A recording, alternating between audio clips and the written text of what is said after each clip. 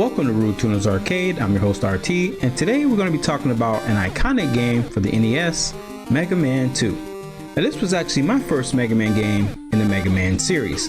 And the reason being, back in the day, Mega Man 1, while released in the US, kind of went under the radar. Not to say it wasn't a good game in its own right, but a lot of people would not discover that till later on. So to make a long story short, how I found out about Mega Man 2 was watching a video series back in the day. The video series was VHS tapes that gave you tips and tricks how to improve at NES games. So when I first saw Mega Man 2, I was blown away by it and it was just a mission of mine to play that game.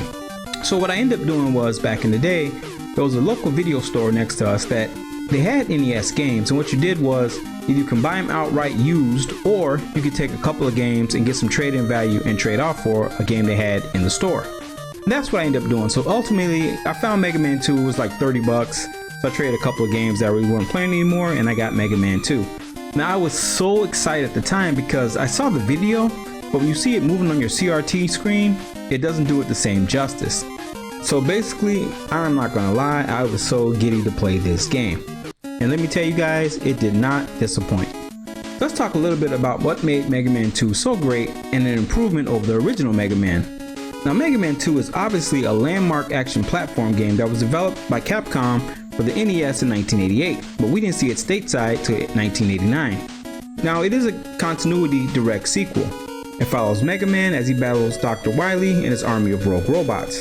But this time around, Dr. Wily actually built the robots. And one of the things I noticed was the robot design, and this is just my opinion, the first set of robots for Mega Man 1, they're actually like community servants, and what I mean by that is their powers did things to make the world a better place, such as fire, ice, cutting, and so forth. And you'll see that later on in the Mega Man series. But the Mega Man 2 Robot Masters, they seem to be a little more intense. Like their powers were made to destroy and not so much help out. If you take, and that's debatable. If you take Crash Man, his powers could be used for good, like demolition or something like that. But I just feel like the Robot Masters here had a more sinister kind of look to them. But anyway, that's just an opinion. So despite the original Mega Man underperforming in sales, Capcom allowed the development team to create a sequel, which is kind of rare in Japan because once something kind of takes a crap, they kind of just discard it and move on to the next project. So in typical development fashion, the development team worked on it in their free time, also while juggling other projects at Capcom at the time. They actually incorporated unused content from the first game and refined gameplay elements. If you'll notice some of the similarities in Mega Man 1 and Mega Man 2. I guess back in the day, they just didn't put everything they wanted to inside Mega Man 1. Now I will say this off the bat, even though Mega Man 2 is pretty much an improvement in every way over Mega Man 1, Mega Man 1 was actually the foundation of Mega Man 2, so let's understand that if there was no Mega Man 1, there wouldn't be a Mega Man 2, but Mega Man 2 did set the bar moving forward for all Mega Man games. So let's take a quick look at Mega Man 2 and see what made it so great. Now when you first boot up Mega Man 2, you're treated with this small little cutscene right here, and obviously this is the first cutscene in the Mega Man series. Mega Man 1 didn't have a cutscene in the initial beginning. And it kind of tells the story real quick, and then it pans up to the blue bomber, which was very cool back in the day.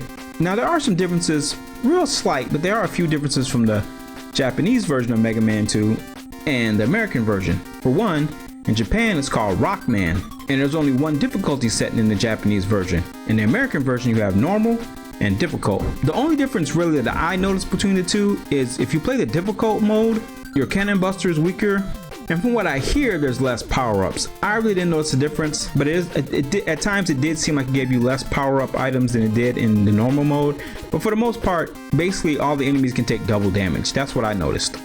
Other than that, everything else is in the same place and it's the same game, just the difficulty mode's adjusted.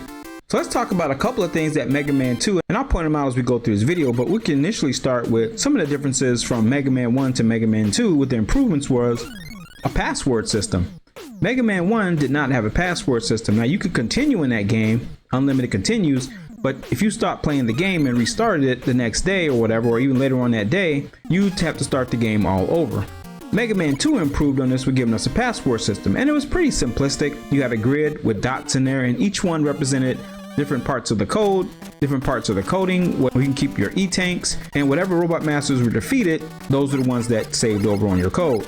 so you can actually continue where you left off for the most part. Also, a difference between Mega Man 1 and Mega Man 2 is the difficulty. That was dramatically, in my opinion, scaled down big time for Mega Man 2. Now, not to say Mega Man 2 doesn't have some challenging parts in it, but you should be able to beat this game without a whole lot of difficulty.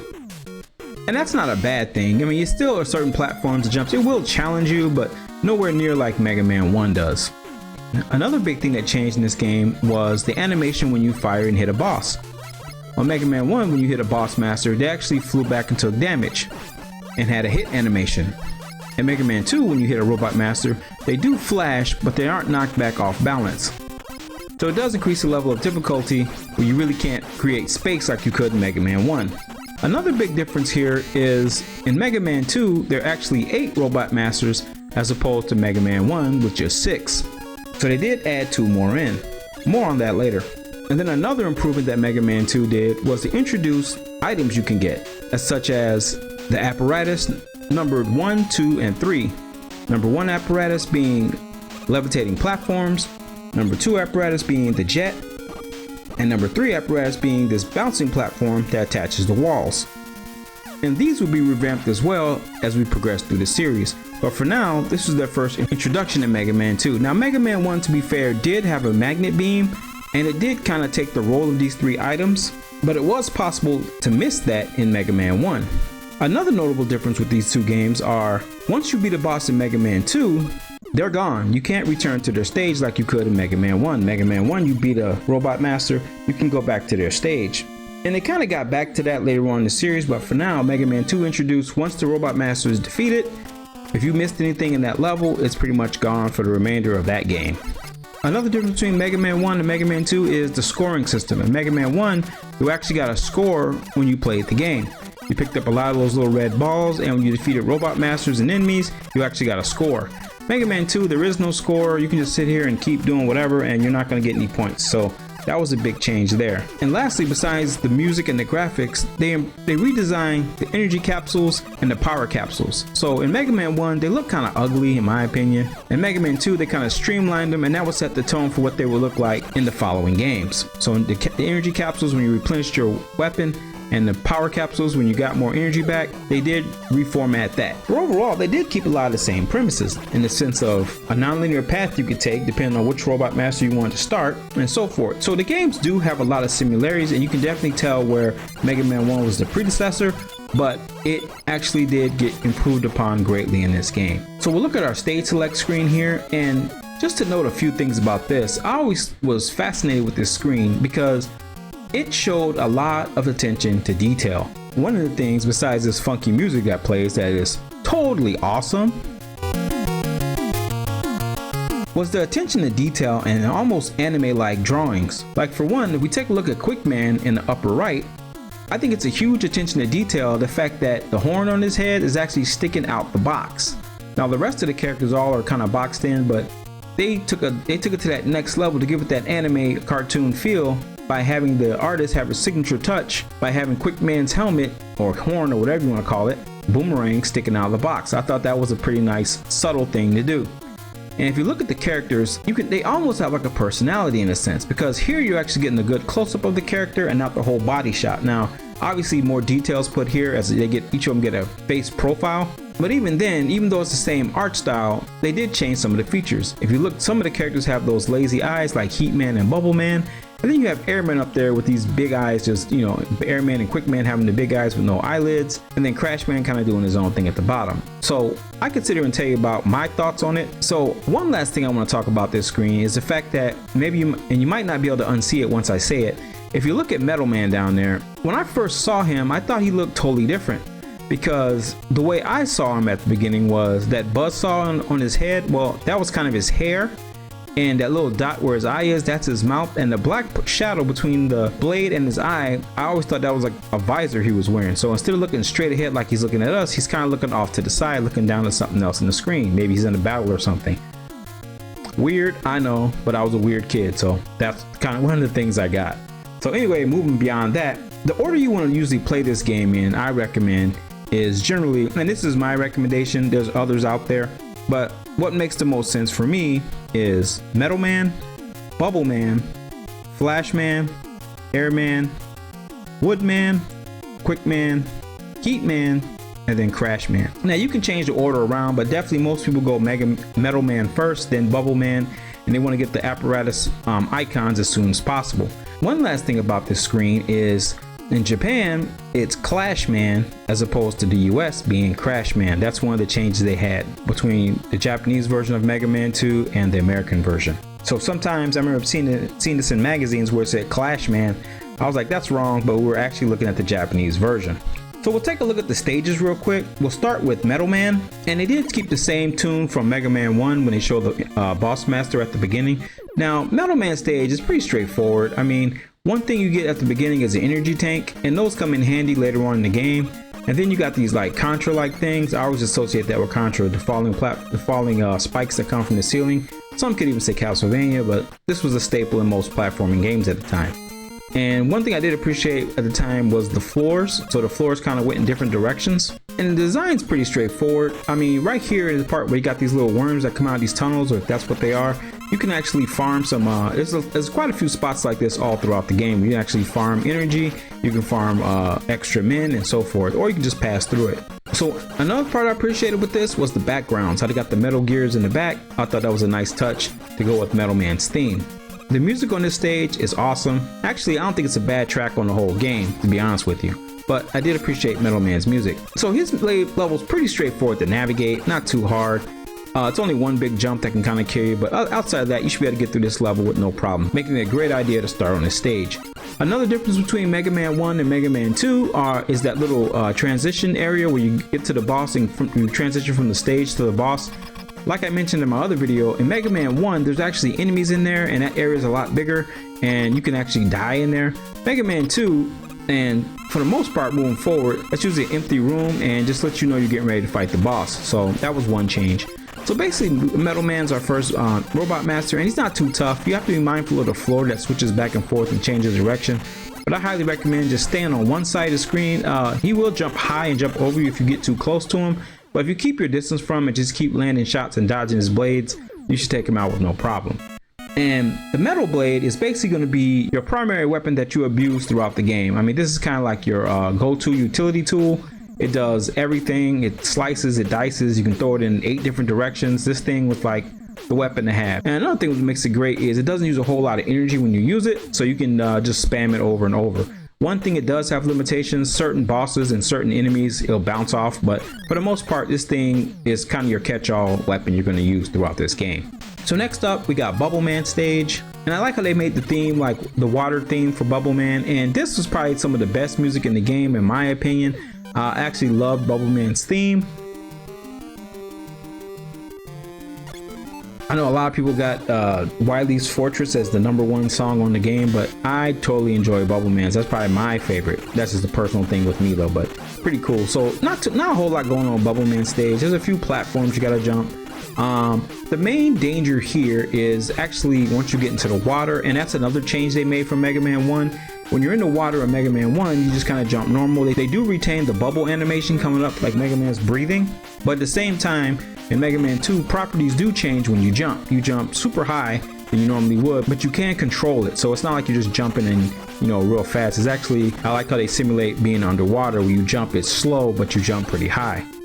So outside of that, the main thing is you have to worry about if you're jumping, hitting these water mines. They're usually littered at the top of the screen, and sometimes when you're falling down, they might be on the side. So that's a one shot, one kill. You get one shot if you touch that, no matter how much energy you got. So that's really the main threat, but they're not too tough. Once you realize where they're at, you should be just fine. At the end, there's a little bit of platforming, but nothing too crazy. So when you get to Bubble Man, he's pretty easy. All you do is just switch to Metal Man, and even if you didn't have Metal Man, I mean, he's pretty simplistic. You can pretty much kill him before you even get to the other side of the screen. Just aim and shoot. He might hit you once or twice, but no big deal. And that's it for Bubble Man. Next up, I recommend going to Flashman stage. Now, one of the things you can do, it keeps Flashman stage a little later, is Flashman stage does have a lot of power-ups and items on the stage, like energy tanks, extra men, and stuff like that. And if you don't have the proper tools, you can't access them. So that's one reason you might want to keep Flashman's stage a little later on in your playthrough. But for the most part, you can still get all these items, not the ones in Flashman stage, but you can, by the time you get to Wily's castle, you should be fully powered up and all your E-tanks maxed out. But I will say that's one thing to keep in mind. Another thing with Flashman Stage is it's ice. I don't know if it's ice, but it does have the ice properties where you slip and slide all over the stage. So they kind of brought that back from Mega Man 1, the Iceman stage. So that's one thing to note. Other than that, there are a lot of hooks and turns in Flashman Stage where you can actually take different detours and different routes. I mean, you'll end up in the same spot, but you can take different routes to get the power-ups. Other than that, there's really nothing too much dangerous about Flashman Stage. It's pretty straightforward and pretty simple. Now, once you get to Flashman, he's pretty easy as well. I mean, all you gotta do is stick with Metal Man again. Like I said, you're gonna be abusing the heck out of this weapon.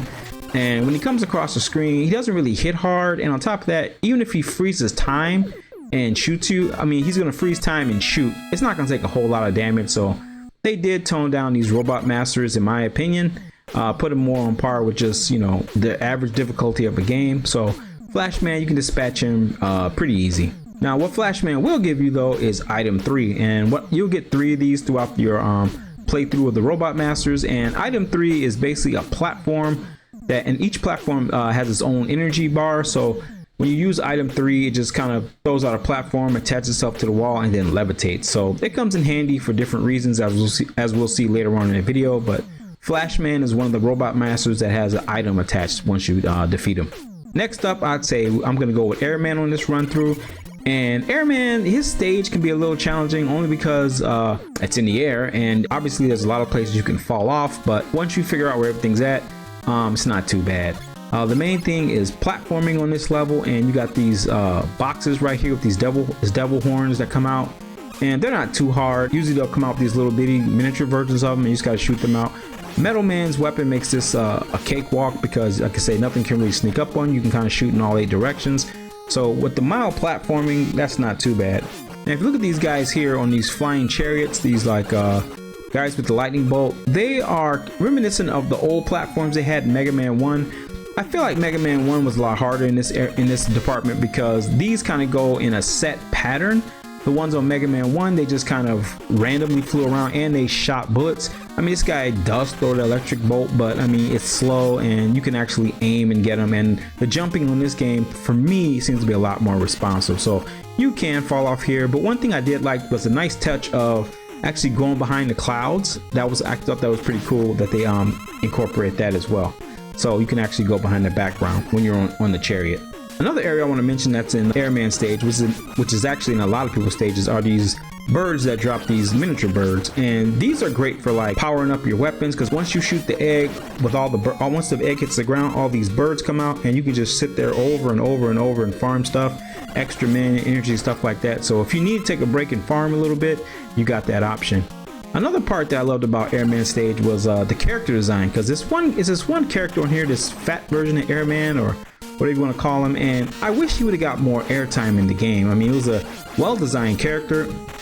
They just had him in the Airman stage, and that was pretty much it. And all he would do was blow you back when you jump, so kind of change the not really change, but kind of make it tougher to jump. So he could blow you off a platform if you stand still. But that's pretty much all he did. But for the most part, I thought it was a cool character design they just didn't utilize more. So when you get to Airman, I mean, he's pretty simple. His weakness would be Woodman if you had Woodman already. So just to note, that's his weakness. But he's pretty simple without it. All you have to do, the main part is just getting to him. Now, if you play this on difficulty, Airman can be challenging because it takes more hits to kill him, but on a normal setting, all you do is just, he'll throw a pattern out, and his tornadoes will deflect your bullets, but you can shoot between, or you can jump over the air tornadoes that come, and then once he throws a set of 3 of them, he'll jump over you and go to the other side of the screen, and he'll be vulnerable to your shots. So the Mega Buster works just fine. If you got Woodman, definitely use that, but the Mega Buster, I keep saying Mega Buster, he doesn't have a Mega Buster. The Mega Cannon works just fine, so you can use that, no problem. Now, one thing, once you defeat Airman, what he will give you is item 2, and that's another one of your platform devices. And this is like a jet. You jump on it, you deploy it, you jump on it, and it just flies, kind of like a flying jet, I guess. One thing to note though, once you have your apparatuses out, you have to be careful. Once you have an item out on the screen, whether it be an item or a weapon, you have to keep that until the weapon goes off the screen. So if you're in a fight with some enemy and you deploy one of these apparatus, you're not going to be able to fire or anything until that thing clears the screen. And that will get fixed in later editions of the game, but right now that's one thing to be mindful with Mega Man 2. So moving on after Airman, we got Woodman, and Woodman's stage I think was pretty cool because it had, again, a lot of animals that were or characters I should say, that were on this stage exclusively. There was a lot of them that didn't make it into the rest of the game, just this one stage and one stage only. But what they did have was pretty cool. They had this like jaguar or dog, I don't know what you want to call it, wolf. They had the bats that covered up. You had the rabbits with the carrots. They shoot the carrots at you. So I feel like they actually did a good design here. With the background, you got the trees and the grass, and kind of like a zoo, if you will. So I think they really did a really good job with his level design. Outside of that, there's really not a whole lot going on with this stage. I thought the turbo turkey, the turbo roosters looked pretty cool. So they just had a kind of an ostrich rooster kind of thing. So they just had a bunch of cool designs for this stage. But the stage is pretty straightforward. Not a whole lot of shenanigans going on here. And when you get to Woodman, he can be challenging. If you use the Mega Cannon, I recommend using again Metal Man. Takes a good amount of damage. Once he throws his shield, you can jump over it and just load a barrage of shots on him. And once the shield comes back down, just make sure you try to dodge the leaf. For the most part, a couple of hits and he'll be done. So not too challenging. I mean, he can be challenging if you get up to him with low energy, because it only takes a couple of hits. Woodman does hit pretty hard, but outside of that, you shouldn't have trouble defeating this guy. So next up, we're going to move on to Quick Man Stage, and Quick Man Stage is kind of interesting because it actually has these for the most part, it's pretty straightforward, but it does have certain sections of it where you have this bar that comes across, and these like energy beams that come out the side of the wall, and they come out super fast. Now you can navigate them if you'd like. You're probably gonna get killed a couple of times unless you remember exactly where they go, or get hit by this little guy, this little jack-in-the-box thing, and throws you off. But for the most part, you can just use Flashman's weapon, and Flashman's weapon really doesn't come in handy too many times in my opinion, but this is one of the times it does. You can use it right here, and once you get to a second part where this happens again, when it's a little more challenging, the beams coming out the side of the wall, just make sure that in between those times, you take time to replenish Flashman's weapon. But other than that, Quick Man Stage, straightforward. And once you get to Quick Man, he's not too bad. He can be hard to hit because he does move pretty quick, and he shoots these boomerangs out and they go out and retract, and it's kind of hard to dodge those. But for the most part, it's better to kind of stay in place instead of running all over trying to run from him or something like that. He'll hit you a few times, but you can actually outmaneuver him just because he jumps over you lots of times. Now his weakness is Flashman, so if you replenish Flashman's weapon, it takes half of Quick Man's energy. So if you get Quick Man down halfway, you can just instantly do that, and then you're pretty much done. It's going to be a guaranteed victory for you. So if you're having trouble with Quick Man, you can use that, but it shouldn't be too tough. So next up, we got Heat Man. His stage isn't too bad. It can be challenging if you don't have the number 2 apparatus, but we have that, so it's not going to be too bad. For the most part, it's just a lot of jumping and platforming. And here they have those infamous those famous Mega Man blocks again, where you can kind of have to jump and they disappear, and you have to find out where they go and follow their pattern. So that's a big part of this level right here that makes it tough if you don't have the jet. So once you get to this part here, you just throw on your number 2 apparatus, jump on the jet, and take the jet all the way to the other side. Now, if you don't have the jet, you can actually just follow the patterns of the blocks. I've done it a few times in the past just to see if I could do it, but I feel like why go through all that trouble? But that's totally an option. Meaning you can do Heat Man's level first if you'd like. Outside of that, not really a whole lot going on with Heat Man Stage. Pretty straightforward. Once you get to Heat Man, he's pretty simple. This is one of the few times you'll use Bubble Man's weapon. So he only takes 3 shots for Heat Man. All he does is he'll start off, he'll initially flame on, he'll throw a fire, and then that's pretty much it. Then just wait for him, jump over him, shoot him again before you can throw the flames out, and 3 hits and he's done. So that's pretty much it for Heat Man, not a whole lot. Now you can follow that same pattern with the Mega Cannon. If you don't have Bubble Mans, you can use the same pattern. I'm not really sure if other weapons hurt him. Usually I just use the Mega Cannon, or the Bubble Man. So he's pretty simple.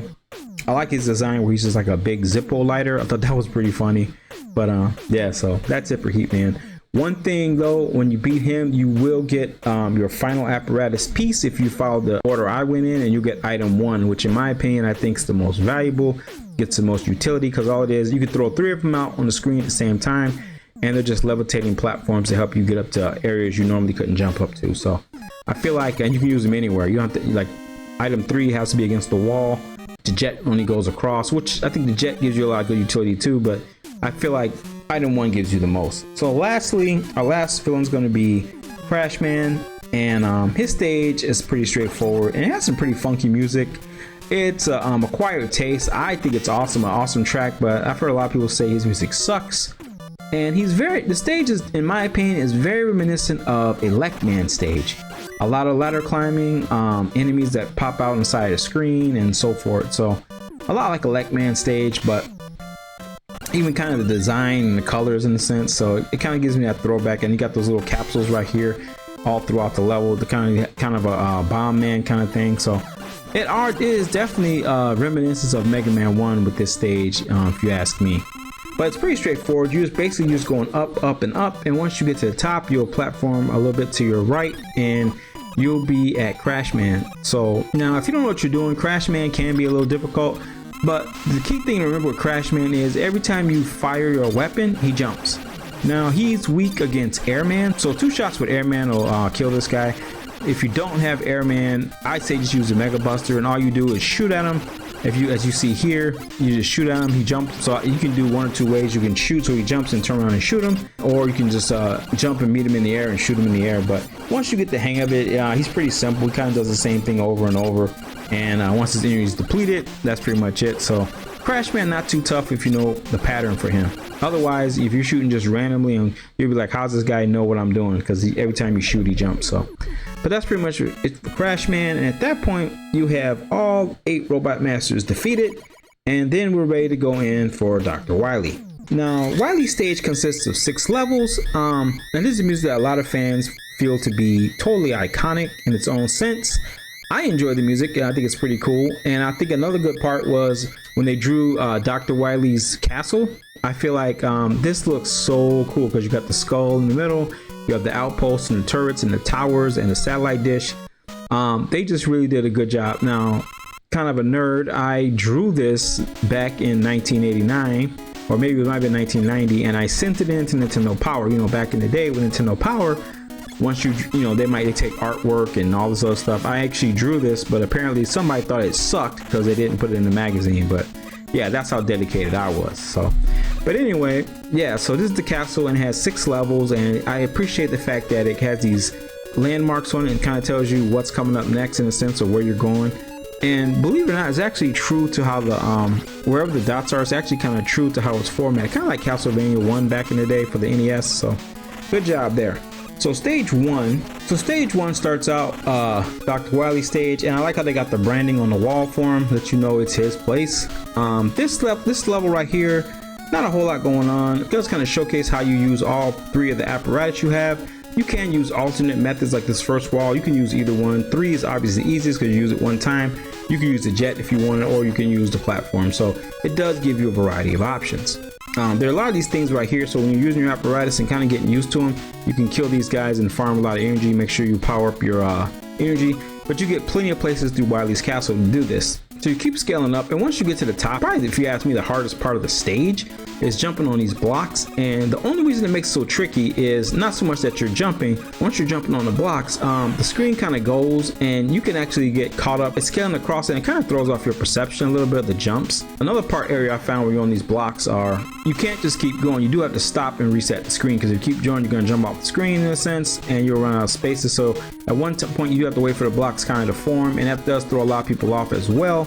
Now I died, I ain't gonna lie, I fell a couple of times because I got old eyes, but once you get there, pretty much smooth sailing from there. I mean, this guy, even though as hard as this battle should be, it's actually pretty easy. All you gotta do is make it to the top block, and I use Quick Man here because the Quick Man does a lot of damage to this guy, and basically stay at the top. Once he knocks you back, you'll default and fall to the second block, and you just jump back up to the top because you'll have a little bit of invincibility, so you'll be able to take this guy out. Now, I do appreciate the design. I thought the dragon was a very good design for a boss, and actually all the bosses in Wily's Castle look very impressive with the graphics.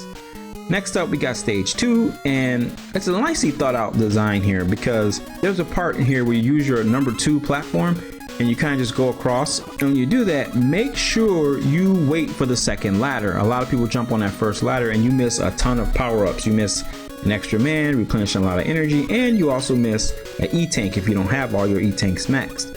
So make sure you jump on that second ladder and not the first.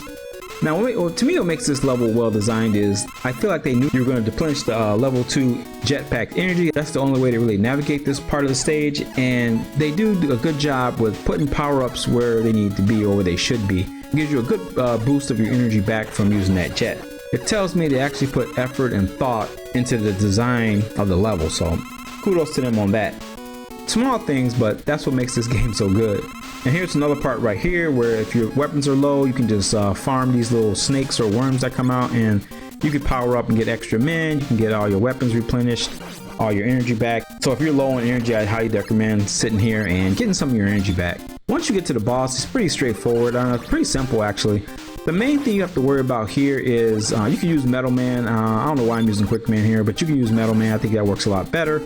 And the thing of it is you just have to memorize what portion of the wall these boxes come out of, because as you can see right here, I'm getting hit by them quite a bit because it's been a long time since I played this game. You just have to memorize where they come out at. So other than that, I mean, this really shouldn't give you a whole lot of problems. They don't take a whole lot of damage, so just equip Metal Man and you should be good to go. Next up, we got stage 3, and stage 3 is pretty straightforward. You're just traversing down. Make sure if you to use your energy wisely. They got a spot here for an E-tank and an energy to replace the Crash Man shot you're going to use, but I just got it out of habit. But if you already got 4 of them already, it's really no point in getting this one right here. There's a habit of mine, so you don't have to do that. The only thing with this map that really can be challenging, can kind of die on, is the water portion of it, where you're underwater.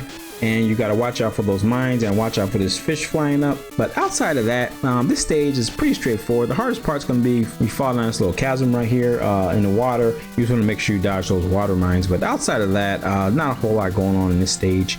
The boss at the end, I think, is very cool looking. If you ask me, I think I always thought anyway, he was a throwback to Guts Man. So, you know, he might have belonged in Mega Man 1. It just didn't have room for him. But I think he's well designed. Got the tank wheels. And he throws out the little guys with the hard hats like Guts Man stayed. So I feel like somebody had a big love for Guts Man and just made an inspired boss from him. But other than that, he's pretty easy. Just jump on his wheels and then jump in the air, avoid his attacks and just shoot him. I usually use Quick Man. I think that's pretty good. Pretty effective against this guy. So moving forward, we're at stage 4, and this one is pretty tricky. You got to watch out for the holes in the ground. They have false flooring, so basically you can fall through it. Some of them lead to spikes, some of them just put you back on the map, just reset you back on the other side of the screen. So one good way to navigate that is to throw out your number 3 apparatus.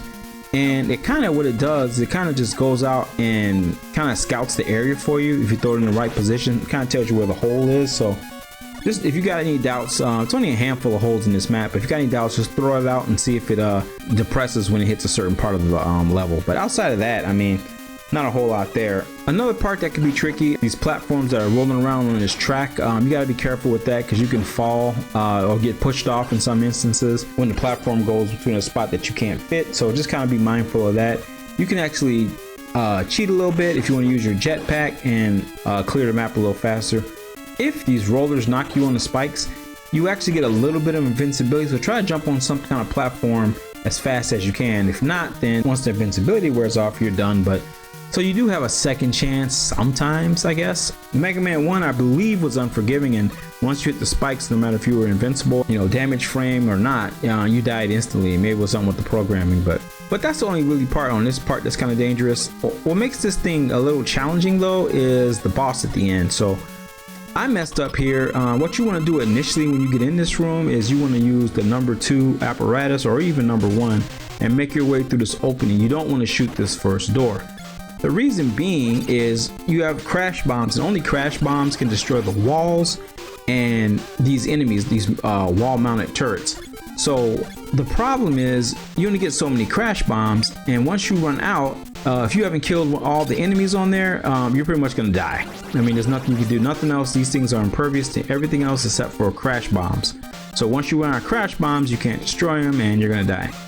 So one thing to note is when these things shoot at you, you can kind of cheat a little bit. You can just kind of like the Mega Man 1 Devil Boss, you can kind of push start, and when they shoot, it'll cycle through Mega Man, you'll glitch and he'll be appearing and reappearing, and then the bullets will pass through him. So that's one small advantage you got, but you know, you really shouldn't need it on this stage, but you can do that in the game. Now, if you're like me and you epically fail at this, where you because it doesn't take much to miscalculate. You throw one crash bomb in the wrong spot, it's game over here. So you have to get everything right if you want to do it the first time through. Now once you die, once you replenish the power of your crash bombs and come back to this room, all the walls that you destroyed will be gone. That way you'll actually have enough crash bombs and even some extra to defeat all these enemies. But don't be a dummy like me, try to get it right on the first time. Like I said, it's been a while since I played this game, so we forget things, but not too challenging. Next up, we got stage 5, and this is probably one of my favorite stages, and blew my hair back when I first played it. Basically, it's all the bosses again. But the difference here is not like Mega Man 1 where they kind of show up randomly throughout Wily's castle.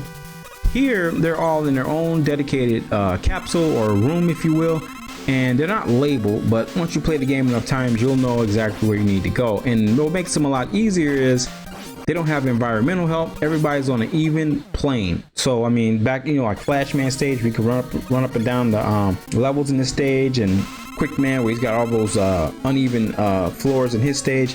Here it's just a level playing ground, just a flat room. So that makes it a little bit easier. And on top of that, you already have the weapon to counteract the Robot Master. So it's pretty simple. And another good thing is once you defeat the Robot Master, they leave you a big energy capsule. So you do get a lot of your health back. So you should be able to navigate this with no problem, especially since you already fought these guys before. Now, one thing I do want to say while I'm right here, where we're talking about it, is I always wondered, when Wily built these Robot Masters, did he build a set of them? Did he build like a set of 2 of these guys? Because they explode the first time you encounter them if you defeat them, but then they're back again. So I always wondered, was it like a backup, or, you know, was it a carbon copy, or, you know, does he have just 2 sets laying around? You know, I don't know, he just activates them. Again, a nerdy thing to think about, but I'm a nerd, so yeah, I did think about that, you know, as a kid.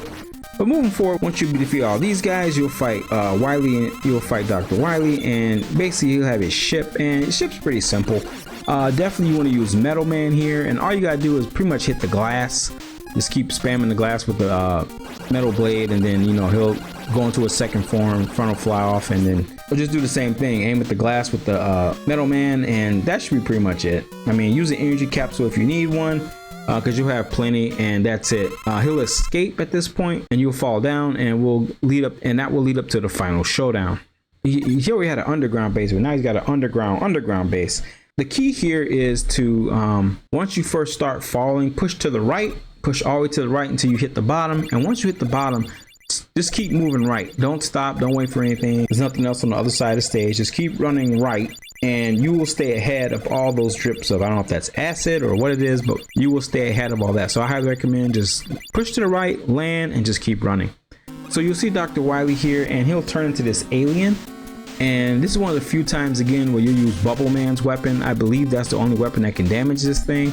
I remember when I'm almost 100% sure, because I remember me and my uncle, when we played this game, we got to this part and nothing hurt it. We were like, what do we do? We didn't think to use Bubble Man's weapon, because when do you use Bubble Man's weapon? That weapon sucks, you know?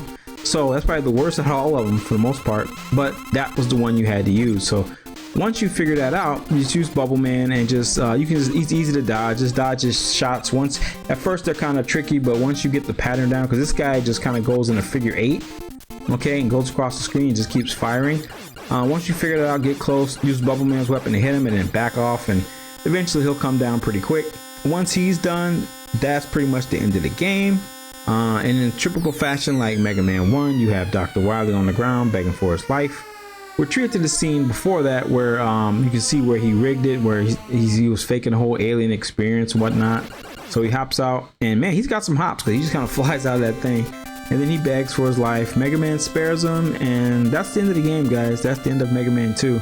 And then we got our ending, and basically it's Mega Man walking throughout all the seasons, and then at the end we have our credits roll. So pretty simplistic ending at the time. Now, one thing I want to point out with the credits, because it's kind of at the very beginning, is they go through the staff and everything like that, but then they talk about then they show the Robot Masters, and they all have a number assigned to them, and they start here at number 9. Now, if we remember, there's only 6 in the original Mega Man, so it had to be 8 altogether to make this accurate. So my thoughts was always that 1 and 2 were Mega Man and Roll. They count as Dr. Light's creation, so that would give you a total of 8. And then we take off here with number 9 and so forth. And they would do this for a few games after the fact, showing the Robot Master, and they'd actually do a make it look a little better where they actually would show the Robot Master and, you know, certain endings. But that's pretty much it for Mega Man 2, guys, as far as the game.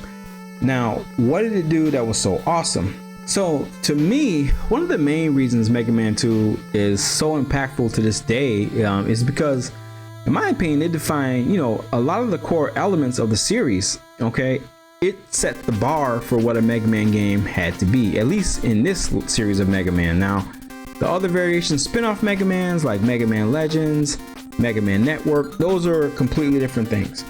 But as far as the platforming version of Mega Man, it set the bar.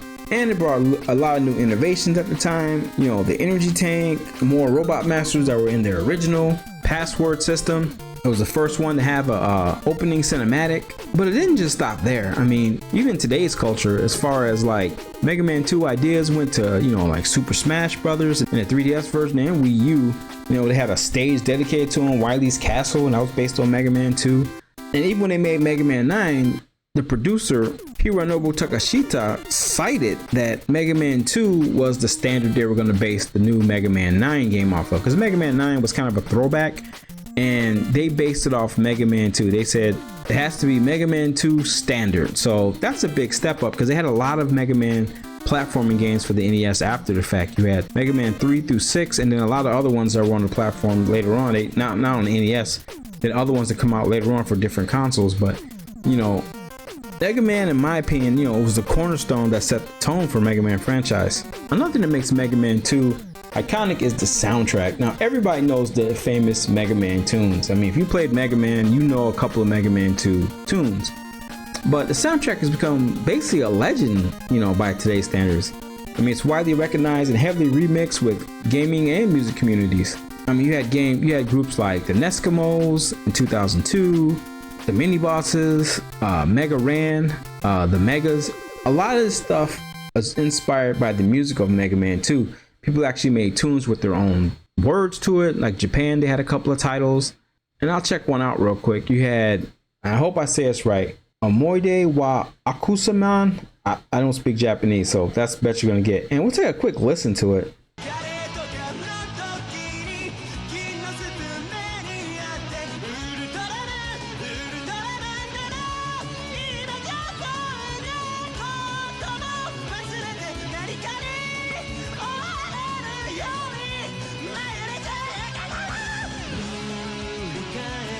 The voices are kind of loud, but I'd say overall, just the love and passion they put into that song. I mean, to put words to the Mega Man themes, and these things have been remixed and played by bands, countless bands. I mean, just people just that have the love and passion for Mega Man 2. I mean, that's freaking awesome if you ask me. I mean, this game is definitely one of the best in the series and was definitely a game changer. So with that said, guys, that's pretty much going to do it for this video of Mega Man 2.